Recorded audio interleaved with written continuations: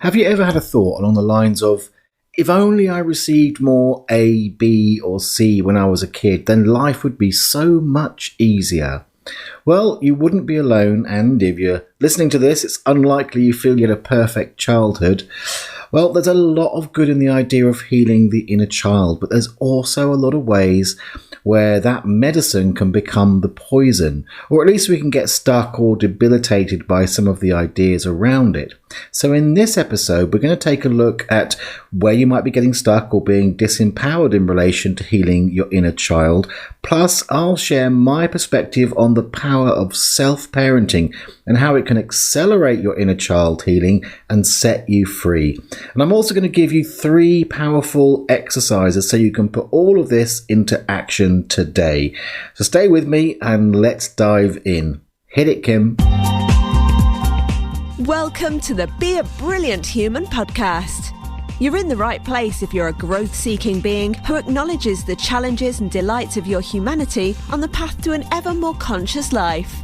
If you want to feel inspired to love and accept yourself, to feel free to be and express you in all your brilliance, if you want to truly value yourself and others and feel energized and alive both at home and in the world, then sit back and take a breath as you explore and grow the brilliance of your beautiful human self with your host, the father of non-personal awareness and creator of the MPA process, Joel Young. Hello, and welcome to the Be a Brilliant Human podcast with me, Joel Young. We are at episode number 89. I'm so delighted that you're here. You can get hold of the show notes if you go to www.beabrillianthuman.com/89, and you at this point have 87 previous episodes to binge on, full of wonderful dissertations. I don't know why that word came along. Lots of pontification and all sorts of wonderful stuff to help you on your personal healing journey. And we really are talking about personal healing today. It's something or a topic that has come up or comes up so much in the field of personal development. And today I'm excited to sort of share my take on something which I discovered to be truly a profound up-leveling or change in how I approached sort of my personal healing in general. And it's something, of course, that I share with my clients all the time. So today we're talking about self-parenting and healing the inner child. It's a big topic, but I really want to drill down on this particular aspect because I think it's so powerful for accelerating your healing, helping you feel way more empowered in relation to that inner child stuff that comes up so much as part of what creates, well, suffering in our lives, really. So we're going to talk about it in terms of, I'm going to talk a little bit about the whole inner child healing and the sort of things that show up and why some of the ideas around it can get you stuck or get you a bit lost in the whole topic or end up really making you feel like a victim of, you know, your parents' misdeeds, he puts in heavy quotes. And we're also going to go into what is self-parenting and why is it a good thing and how you can do it. And specifically with how you can do it, I'll be sharing, as I said in the intro, 3 exercises that you can do because I'd love you to be able to have some practical practice around it. And one of those is going to include MPA. So if you're new to the show, well, firstly, welcome and do hit that subscribe button. That'd be a great idea. I'd love you to anyway. But talking about MPA, if you haven't heard of MPA, it's a simple way to stop taking things personally, and it goes way beyond that.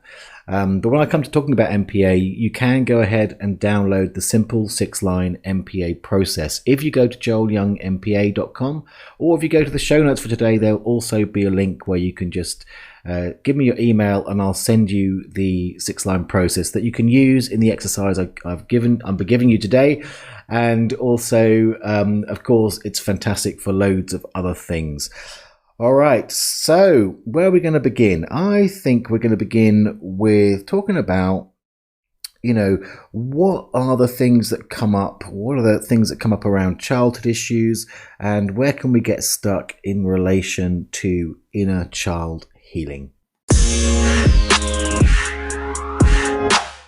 So in last week's episode 88, I gave you 7 contemplations, 7 effortless contemplations to raise your vibration.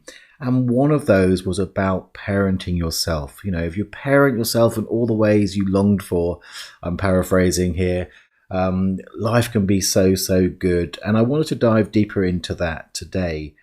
So, childhood issues. I think it's kind of the classic thing when I grew up, we were joking about sort of psychotherapists or, you know, that kind of thing. It was like the sort of Freudian, tell me about your childhood.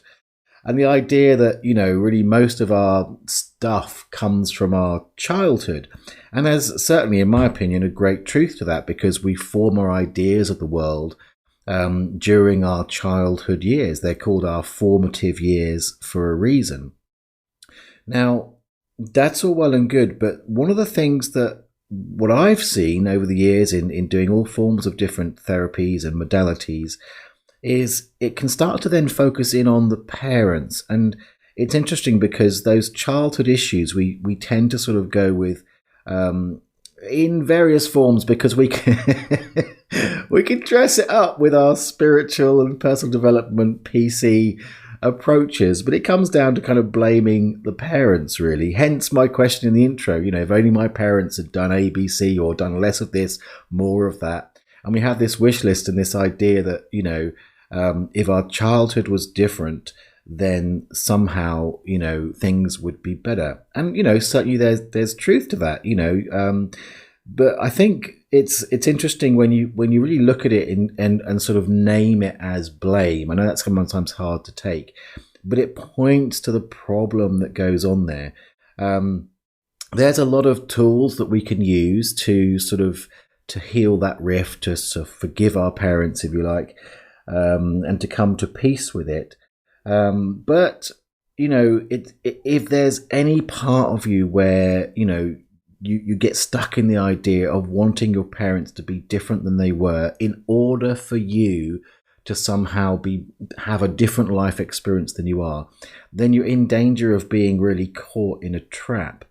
And the thing about this is that we talk about it as our parents, but the interesting thing is, as you grow up, who you look to for those shifts, it's like, if I have some external more healing response outside of myself, then, you know, I could cope more, I would feel better, I would do this, I'd do that. So our, in quotes, parents we can sort of create surrogates of that, which usually is like our, you know, our partners. It can be, you know, even our friends, or, you know, all the people in our lives where we're seeking the things that we're seeking, love and validation and those kind of things. And we transfer that sort of childhood need for the parent to behave certain ways in order for us to get our needs met to those around us. And it can get very tricky and very difficult in that way, because what you're doing is you're putting that power outside of yourself. So, you know, out of that, I mean, I've mentioned, you know, feeling like a victim. I mean, that's the kind of baseline impact of this kind of thinking is you walk around feeling disempowered and like a victim. And what you're actually doing is you are, in a way, you're putting a middleman. You're delaying your healing. Every time you want somebody else to do it for you, you know, you're putting a middleman in there, and you're delaying your healing. And I know, because I started doing my personal development journey when I was quite young. I was sort of in my sort of very early 20s, and, you know, I turned to alcohol on a grand scale to try and, you know, what's the word, to medicate all of my conflict around the issues that I had from my upbringing, my childhood, and I would say my translation of those experiences. But then I got into personal development and found other ways. But I did go through a long period of kind of having that sort of blaming the parents kind of process. And it took many, many years and lots of process work to kind of come to some sense of forgiveness. And, you know, I remember very clearly sitting down with individually, because they were split up at that by then, with each of my parents and saying, you know, I completely forgive you for everything. And both of them knew exactly what I was talking about, or had their own versions of the things that they, from their perspective, realized that, maybe they would have done better if they'd known better or been able to do better. And now that I'm a parent, I've had similar experiences with my daughter, and looking at my own parenting and going, oh my God, I wish I'd been able to sort of have, the consciousness that came later back at the certain times of her life. And, and out of that, I'm very blessed that my daughter's very conscious actually, and we're able to have very open conversations. And again, just because I've mentioned that sort of buzzword forgiveness, I always like to say that forgiveness it's not condoning the behavior, but it really is an act of letting go of the need for them to be different than they are. And that took me a long time. And I don't think at that point I'd really understood the idea of self-parenting. So a lot of my process work was kind of dialogue work of, shouting it out, you're rubbish parents, and trying to get them to respond differently. And within that time, there was lots of time where I would have conversations with my parents, and it must have been very confusing for them, because I was basically trying to say, or saying to them in a, again, not necessarily in a conscious way. I wasn't conscious that I was literally saying, well, you need to be different in order for me to feel better. But there's kind of an implication in a lot of the conversations, I look back now, that kind of said that. But ultimately, it didn't really set me free, because the list, let's face it, is endless, and the issues are going to return because they are kind of part of who we are. And again, I've also had the experience of where those kind of basically childhood linked issues have got projected onto those people around me, my partners, my wives. I say it plural, it's true. I've had two. And, and within those marriages and those long-term relationships that I've had, I can look at many times where I was looking to them to meet my needs, for them to, to parent my wounded inner child at times when I felt it was needed. And, one of the things that I've seen for many people come out of this kind of approach to healing the inner child is you can end up after a time feeling like it's kind of hopeless, and maybe you're just broken. And then, of course, you can always blame the parents again for that. But it's very disempowering. So we're going to get into it in a moment about self-parenting, which was my route to complete freedom in relation to sort of taking charge of and taking responsibility for my inner child ultimately. But let's look at some of the what are some of the symptoms, I suppose, that it's your inner child kicking off. Well, if you've got any unworthiness issues, chances are that stems back to you've got a child inside of you. And that's worth saying, actually. I'm going to interrupting this broadcast for a moment. Let's talk about that for a moment, because that's important. The way I look at the world is we're kind of made up as human beings of many different parts. So when we talk about an inner child, it's like a part of us that has that sort of that childhood perspective. And you can't, you can mature in yourself and mature your adult self, but there'll always be a part of us that is kind of has that sort of child energy, as I would call it. So unworthiness, getting back to the thread there, is often an issue that comes from that sort of childhood self perspective. So that's an area. If there's ever a sense of lack of validation, or like you need praise or validation, chances are that's the inner child that is looking to have some needs met. If you feel invisible in the world, invisibility, I think, is an area that really links very strongly to, or can potentially be really helped a lot by working with your inner child. Another version of that is I don't matter. My needs don't matter. What matters to me doesn't matter. That's a big topic, but it's an area that can be very much linked to, the inner child. And it can also come out at sort of anger or hurt, even anger or hurt at life, a sense of lack. The world's not very nice to me, or doesn't give me what I want. These are often things that can be linked back or can be worked with via the idea of the inner child. In fact, anywhere where you feel scared, hurt, or lost, the avenue of exploring the inner child work certainly in the way that we're going to talk about in a moment, is sort of those are indicators of where that might be the case. So what is this whole parenting yourself thing? Well, let's talk about that now. So I just mentioned there the term child energy. Now, this is really, really important when it comes to the idea of self-parenting. Remember, the main issue is when you personalize the source of that parenting to specifically your parents or some other surrogate for that external person. By personalizing it, you limit its source. The idea of child energy and parent energy depersonalizes the source and makes it much more available, because that's ultimately the dynamic. When you think in terms of energy, if something is sort of activated inside of you, we talk about childhood issues, it's really that child aspect or that child energy inside of you showing up and asking for some need to be met or some balance to be made, or that's the basic thing. And that child energy is seeking parental energy. So parental energy, of course, is embodied ultimately by our parents. And if you think about the dynamic there, it's like the child part is the part that's more vulnerable, fragile, younger in its essence. And therefore it's looking for that leadership, that authority, that care, that love, that validation, all of the things that are the healing responses we look for when we feel invalidated or unworthy or invisible or like we don't matter. We want that reassurance. And if you think in terms of energy rather than in terms of sort of personalized versions of those, then you're free to open to ways to allow that childhood energy to get its need met by parental energy.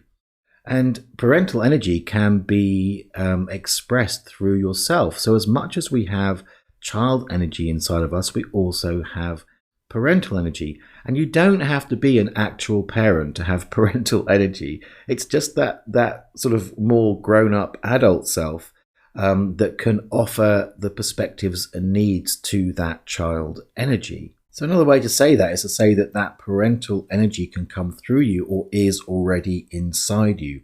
Again, whether you're a parent, whether you're not a parent, you have access. As much as you have access to child energy, you'll have access to parental energy. And the great thing about that is it gives you the ability to be self-contained and actually very empowered. I mentioned, about having a middleman in the way. If you've got it personalized to your actual parents or your spouse or loved one or whoever it is that you're seeking for that energy, you have to wait for them to change and become resourceful enough to give you what you need. That normally goes into a whole path of judgment, bullying by subtle or not so subtle forms, whether that's guilt tripping or passive aggressive ways of doing that. And again, that whole sort of victim judgment cycle, just gets horribly messy and causes so many breakups and conflict in relationships. But when you become self-contained and start to access that parental energy for yourself, well, the first thing is it's going to cut out the middleman. That's going to cut down the delays. It's going to speed up the healing process. It can be instantly available. And even to the point where when you practice it a lot, as you notice, internally with your subjective experience that the child energy is starting to sort of cry effectively, it can be soothed and healed with that parental energy, on the fly. So you can actually offset it. And, you start to feel more empowered because, again, as long as you're waiting for somebody else to do it, you're always going to feel disempowered. You start to feel much more empowered and much freer to sort of really be living, healing, and ultimately a more balanced self.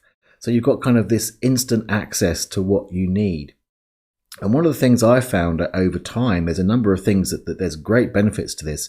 You start to feel a sense of personal integration. It's like those parts of you start to have this healthy dynamic. Because if you think about it, when you think about, if only my parents ABC, what you're looking for is actually a healthy relational dynamic between your child and your parents. That as you practice it, you begin to create that for yourself, and in that integration, your inner child begins to trust your inner parent, because your inner parent knows exactly what the child needs, and that develops sort of a deep self-trust. Which is a fabulous thing when you begin to trust that then life becomes softer and easier and more relaxed and open, and all of this sort of, again, because the inner child, of course, has loads of positive aspects, that playfulness, the joy, the ability to just pretend and play. And I said play twice, there's lots of play. To be vulnerable and open and full of, unconditional compassion and love and all those wonderful things that the child can give. But that takes trust for that child energy to come out. And as you do that, then again, if part of the experience for you is like not trusting the world, your sense of trust of the world becomes much stronger. You start to feel safer in the world. So it's a really, really powerful thing to do. So let me just sum up the whole idea of it, and then we're going to sort of dive into sort of what you can do practically so you can experience this for yourself and start practicing it for yourself. So fundamentally what I'm saying to you is, what we tend to do is to personalize that parental energy. We have child energy, which looks for soothing, comfort, validation from parental energy. We tend to put that onto others, primarily our parents, but it becomes often our loved ones. If you understand and really sink into the concept that it's child energy and parental energy, and both of them don't have to be personalized to individuals around you, but you can actually kind of effectively have access to that instantly within yourself, then you can begin to build that relationship, that wonderful, wholesome relationship within yourself, where the inner child begins to trust and feel safe existing and expressing itself, and can be met in its pain by yourself, which gives you freedom, empowerment, and ultimately a deeper integration and sense of deep self-trust. So, how do we put this into action? I'm going to give you 3 ways you can try. You can try 1, 2, or all 3. And if you've got any childhood or child energy stuff kicking off, have a go at these and let me know how they take you. So let me share what they are now. Okay, so I've got 3 exercises for you here, or 3 ways to approach it. The first one is to write a healing letter. Now, this is very powerful. You can do it on a piece of paper or on your laptop. But the basic premise is to write a letter as if it's coming from whatever that source is, that parental source is. That could be your actual parent, or if you've got stuff going on with a partner or something. Do it as if you're writing a letter from them to the younger you, saying everything that needs to be said, everything that you really need to hear. Now, there's a couple of things to say about this. Firstly, it's really good to start this off sort of imagining it's coming from the actual person. It's a good first step to accessing parental energy directly. And the way it works is that you can just start Dear, then your name. So it'd be Dear Joel for me, directed at the younger you. And then whatever's going on, whether it's, whatever going on in my life right now that my inner child needs to hear, and from whom they need to hear it, I would go ahead and write out all the things that need to be said and that the younger you needs to hear. Now, there's a couple of ways you can do this. If you've got some sort of historical story, that maybe there's an event that happened where, one of your parents or, acted in a way which was just not what was needed by that younger you, it's a great way to go back and sort of revisit the younger you from that time, and have the parent respond in that healthy way. Now, one of the challenges is this, is you have to make a leap of the imagination.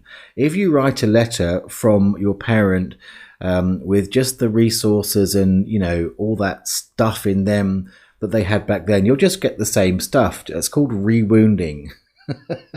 If they make justifications, if they make, sort of reasons why it's your fault in there, that defeats the object. You have to go to the place where someone's waved a magic wand over your parent, and and they suddenly become this sort of angelic, saintly version of themselves where they just know exactly what you need and say it all in that way. And in a sense, that's how you're beginning to take it from the personalized version of them, which is part of the imagination here. But what you're really doing is accessing what you need non-personally, because if they could have done it differently, they probably would. And it gives you a chance to sort of get it through that imagined avenue of them, but coming through with what is actually needed. So again, do it as your parent or your spouse, whoever it is. Now, writing out in itself is a very powerful exercise. If you really let yourself say what genuinely needed to be said or needs to be said, if it's a current thing, that's powerful. But if you actually then stop, take a breath, and literally read it out loud to yourself, that can be hugely, hugely powerful. Now, the other step to do, and this is true of this exercise and the next exercise, is you can transition from having the letter come from an actual parent or actual spouse, one of those external sources, to actually coming from the parental energy within yourself. Now, what does that look like? Well, you have to imagine there's this younger you, but there's also this adult, grown-up parental self within you.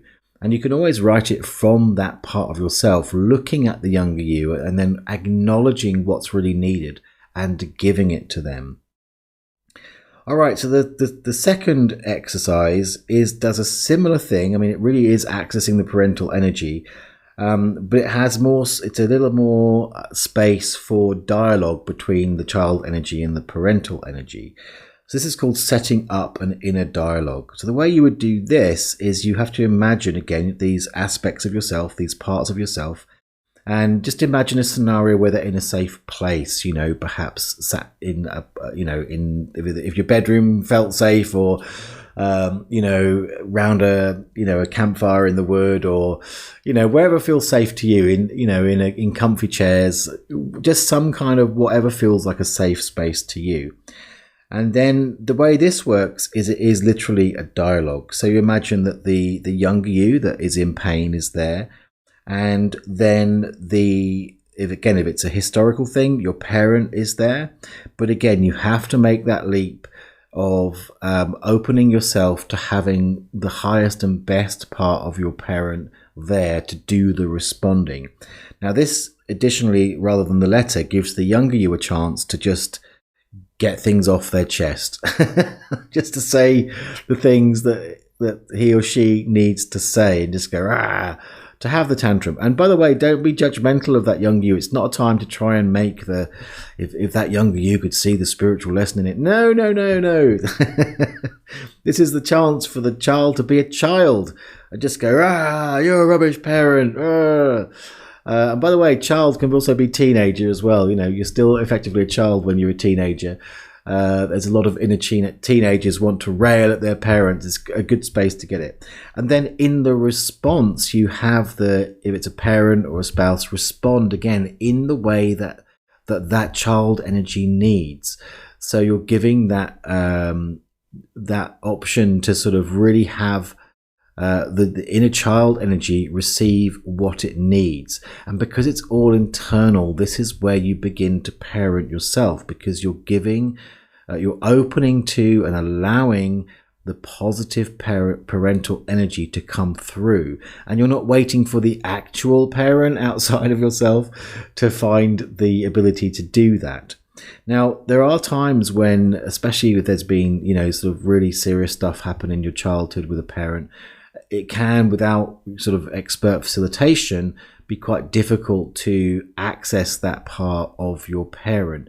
And that's where it might be really good earlier on to bring, rather than the parent, bring yourself, your older self, that parental self, that part of you that can have access to that, to have that same dialogue with the child. Because ultimately what it is you're being a channel for the energy, that positive parental energy, to meet the child energy.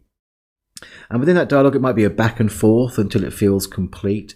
It could be words that get spoken, or it can also sort of drop into more sort of kinesthetic kind of some feeling stuff, Maybe it's that younger child just needs a hug as well as the words, but just allow it to naturally unfold, and it's a very powerful thing.